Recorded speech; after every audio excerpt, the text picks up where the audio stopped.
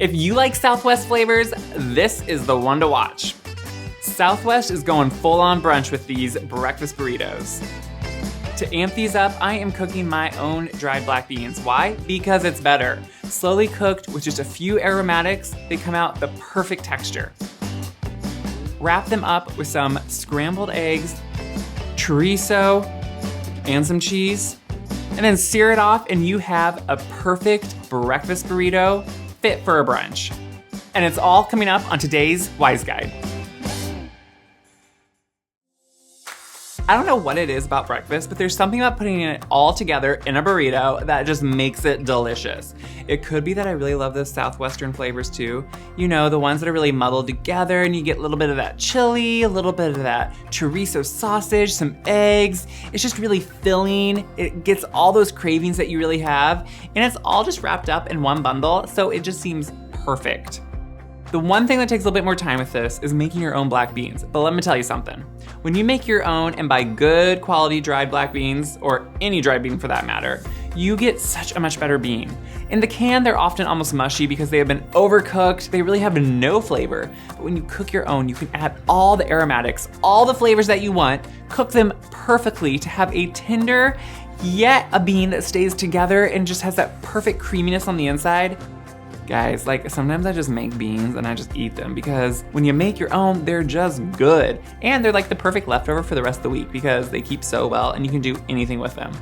Have I convinced you on beans yet?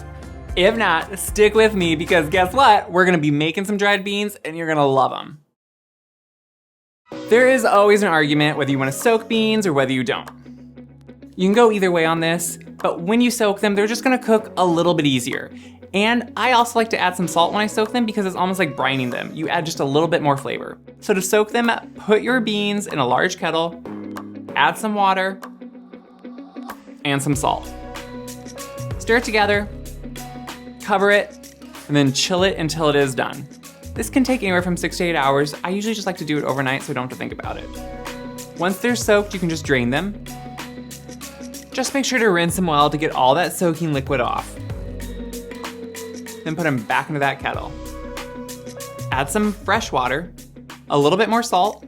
Beans need a lot of salt because they're kind of like potato. They really soak up any salt you put in and need it for flavor.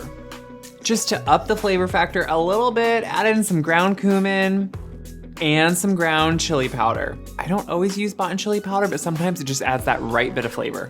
Throw in a couple bay leaves. I really like the subtle hint bay leaves give. I know you probably hardly ever use them, you're thinking seriously, but it does give just enough flavor that you kind of love it. Add some smashed garlic cloves. I just like to smash them because it releases the flavor, but then you don't get little pieces of garlic all over. Just push them down hard, throw them in. Add some onion. Just give it a rough dice. It's really gonna cook down in these and you won't notice it. Once that's all in there, you can just cover it and bring it to a boil. When it's at a boil, turn it to a simmer and let it go. I know some people think it takes forever. This really only takes like 1 to 1.5 hours. It is not that much of your time, and you can be doing other things. It's just simmering on the stove, filling your house with just like that good smell. You're getting some good beans. Guys, seriously. When they're about done cooking, you can get ready everything else. First, I like to saute my chorizo.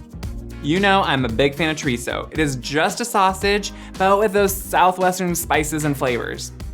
Put it right into a skillet, let it heat up, break it up with a wooden spoon or a spatula, and keep moving it around till it's browned all over. I like to buy the ground chorizo, then you don't have to take it out of a casing or anything. Sometimes it's in a casing like a sausage, but if it's already out of the casing and just a ground, it's easier to go.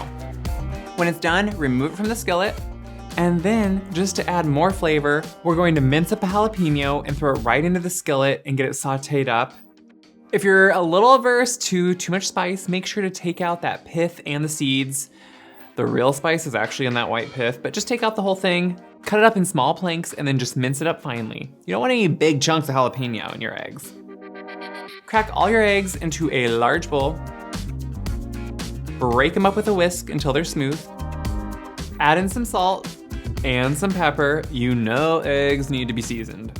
And then add in some sour cream. This just helps the creaminess factor of them, helps them have a little bit more umptiousness. Totally optional. You know what? No, it's not optional. Add the sour cream. Mix the eggs together and then set them aside. I like to use up that residual oil that was left from the chorizo and saute the jalapeno right in there. It only takes about a minute and it's lightly softened. And while it's not really traditional, I like to always add a little bit of butter when I'm gonna cook some eggs. So add in some butter, melt it around, swirl it around. It really flavors eggs well. Add in the prepared eggs, slowly cook those, stirring them around, bringing the edges in until they are just cooked. If they seem a little soft or just a little bit of liquid yet, that's okay. Pull them off the heat because if you cook them too hard, those proteins in the eggs are gonna tighten up way too much, push out all the water and liquid, and you're gonna get watery eggs. Yeah, that's overcooked eggs, no good. When the eggs are done, just remove from the heat and let them cool off slightly. When your beans are done, just remove the bay leaves. You don't wanna eat those, they kind of feel gross. And then you can assemble the burritos. You wanna make sure to buy extra large tortilla shells because if you've ever bought in just normal ones and tried to make a burrito, you notice that you run out of tortilla really fast. It takes a bigger one than you think to make a good sized burrito. Start with some black beans on the bottom. Just drain off any of the excess liquid because then it would be a little bit too much liquid in there. Add some eggs on top, some chorizo, some freshly chopped onion, some freshly grated cheese. I like to use Monterey Jack. It's just a good melting cheese. And a little bit of cilantro, because hello, I love it. Bring in the two sides of the burrito, roll over one to the other, and then tightly fold it until it's together. To finish these off and make sure the cheese melts, I like to sear them off. In a large skillet, just heat up a little bit of neutral oil. Once it is just starting to shimmer, add your burrito, and it's best if you can weight it down with something. Another skillet, like a cast iron one, or if you have a press, you can put a press on top. Once it's browned on one side, flip it over, brown the other side. That way you know all the cheese is melted and everything is warmed through. Remove it from the skillet, slice it in half if you want to, which I just like the look because you look all fancy then, and serve it. This seriously is so delicious. You have everything you want in a meal right in there. You got the beans to give you that creamy texture. You got the protein with the eggs. You got the meat, which is just hello good, and a little bit of cheese that's just melting and bringing everything together. This is exactly what you want in a burrito. It's great for brunch, but seriously, I think we can agree you could have this for any meal. If you agree, make sure to like, share, subscribe. For the recipe, go to the description box. For more awesome recipes, visit the website, wiseguide.com. Until next time, happy burrito making.